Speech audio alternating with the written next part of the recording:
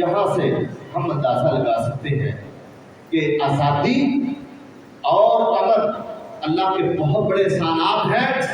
سوچنا چاہیے، فکر کرنی چاہیے، خیالات میں لانا چاہیے کہ آج ہم اگر ان کاموں کے اندر آزاد ہیں تو یہ اللہ کا کتنا بڑا ہمارے اوپر احسان ہے اور اللہ کی کتنی بڑی نعمت ہے.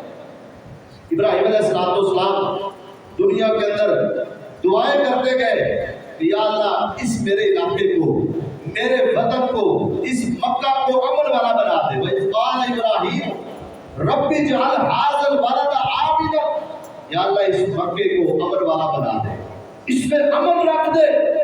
اللہ کے نبی علیہ السلام نے مکے کے لیے، مدینے کے لیے دعائیں کی، یا اللہ اس علاقے کو امن والا بنا دے. ابراہیم علیہ السلام نے دعائیں کی، اللہ نے کتنا امن رکھ دیا.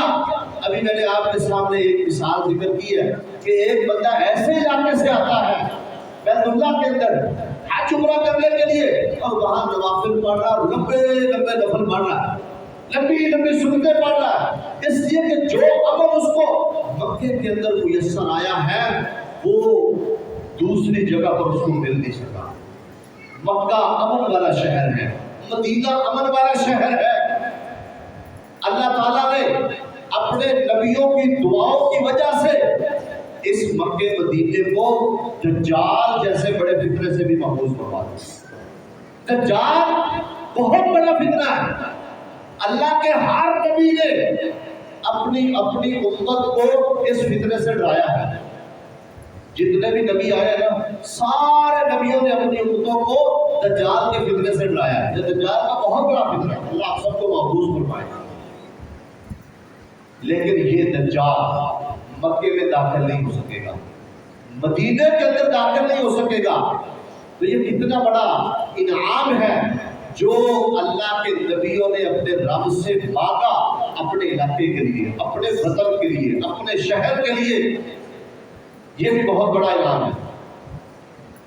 اور غلامی یہ تو انسان کی سوچ بدل دیتی ہے، ضمیر بدل دیتی ہے، فکر بدل دیتی ہے، خیالات بدل دیتی ہے. اس کی ایک چھوٹی سی مثال آپ کے سامنے رکھتا ہوں. آپ جانتے ہیں غلام سے عورت پردہ نہیں کرتی. جس عورت کا غلام ہوتا ہے اس سے پردہ نہیں ہے. اللہ کے پیارے نبی جناب محمد رسول اللہ صلی اللہ علیہ وسلم، یہ سورہ نبی داؤد کے اندر ہے، نبی علیہ السلام نے اپنے ساتھ غلام لیا اور حضرت فاطمہ جو آپ کی بیٹی تھی ان کے گھر گئے. ان کو غلام ہبہ کرنے کے لیے جب اللہ کے نبی علیہ السلام غلام کے ساتھ اپنی بیٹی کے گھر گئے تو سیدہ فاطمہ رضی اللہ تعالی عنہا کے اوپر جو کپڑا تھا وہ بڑا کپڑا نہیں تھا. اگر وہ اپنا سر چھپاتی تو پاؤں کی طرف سے کپڑا کھل جاتا، پاؤں ننگے ہو جاتے، پاؤں چھپاتی تو سر ننگا ہو جاتا. اس کشمکش میں اللہ کے نبی علیہ السلام نے جب سیدہ فاطمہ کو دیکھا تو آپ علیہ السلام نے فرمایا انہ لیس علیک باس انما هو ابوک و غلامک. فاطمہ تیرے لیے کوئی حرج اور گناہ کی بات نہیں ہے، تو پردہ نہ بھی کرے کوئی حرج نہیں. تیرے گھر میں آنے والا تیرا باپ ہے اور تیرا غلام ہے. غلام سے پردہ نہیں ہوتا. ذہن میں آتا ہے غلام سے پردہ کیوں نہیں ہے؟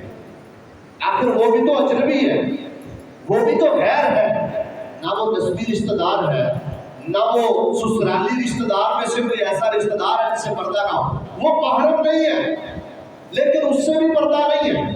کیوں نہیں پردہ؟ یہ جو غلامی ہے یہ درمیان کے اندر آڑ ہے، یہ رکاوٹ ہے.